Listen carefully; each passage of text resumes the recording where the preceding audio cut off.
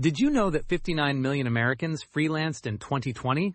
Freelancing is booming and offers great opportunities for beginners. Tip number 1. Build a strong portfolio. Showcase your best work to attract clients. Don't just list skills, demonstrate results with real examples.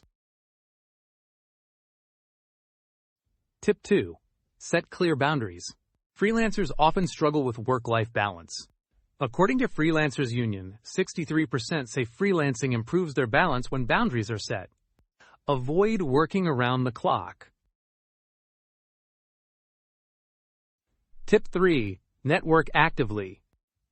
Join freelancing communities and attend virtual events. Connections often lead to your next project. Don't hesitate to ask for referrals. Starting freelancing can be challenging, but with the right approach, you can thrive. Remember these tips and keep learning every day.